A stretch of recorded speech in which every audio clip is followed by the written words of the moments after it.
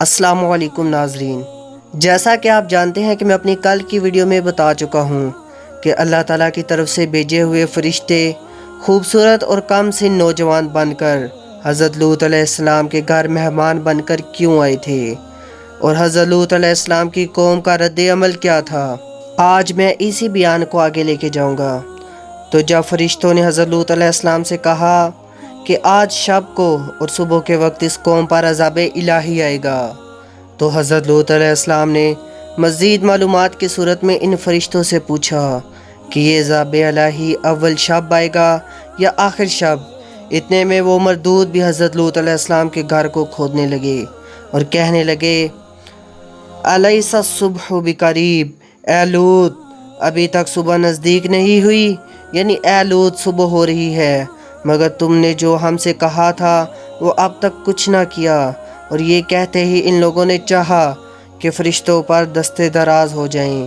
یہ کیفیت دیکھ کر حضرت جبرائیل علیہ السلام نے کچھ معمولی سی حرکت کی اور باحکم خدا وہ فی الفور طمس ہو گئے، یعنی آنکھ ناک منہ ان کے یکساں ہو گئے۔ اللہ تعالیٰ نے ارشاد فرمایا، وَلَقَدْ رَآهُ عَنْ ضَيْفِهِ فَطَمَسْنَا أَعْيُنَهُمْ فَذُوقُوا عَذَابِي وَنُذُرِ، اور بے شک نازل ہوا ان پر عذاب صبح کے وقت، سو وہ بہت بڑا عذاب تھا تاکہ تم کو معلوم ہو جائے میرا عذاب اور مصیبت۔ چنانچہ پہلا عذاب اس قوم پر یہ ہوا کہ نہ ان کی آنکھیں رہیں اور نہ ناک اور نہ منہ لگے واویلا کرنے، اور اسی غصے میں بولے کہ لوط علیہ السلام نے اپنے گھر میں جادوگروں کو بلا رکھا ہے۔ پھر کہنے لگے، اے لوط اپنے آئے ہوئے مہمانوں سے کہہ دے کہ وہ ہماری آنکھیں اچھی کر دیں تو ہم ان برے فعلوں سے توبہ کر لیں گے۔ یہ سن کر حضرت جبرائیل علیہ السلام نے اپنا پر ان کے چہروں پر مال دیا۔ اسی وقت ان کی آنکھیں، ناک اور منہ بالکل درست ہو گئے۔ پھر جب وہ ٹھیک ہو گئے تو انہوں نے پھر ان فرشتوں پر دست درازی کا قصد کیا، تو اس مرتبہ ان کا تمام بدن خشک و شل ہو گیا۔ پھر توبہ کی، پھر حضرت جبرائیل علیہ السلام نے اپنا پر ان کی آنکھوں پر اور بدن پر مل دیا، وہ سب اچھے ہوئے۔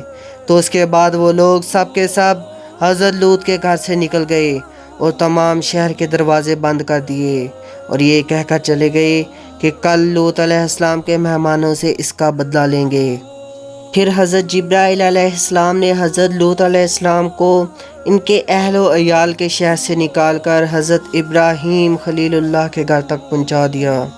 چونکہ حضرت لوط علیہ السلام کی بیوی کافرہ تھی، اسی لیے آپ نے اسے چھوڑ دیا اور اپنی بیٹیوں کو لے کر حضرت ابراہیم خلیل اللہ کے گھر داخل ہوئے۔ حضرت ابراہیم علیہ السلام نے حضرت لوط علیہ السلام اور ان کے اہل و عیال کو بڑی چاہت سے رکھا۔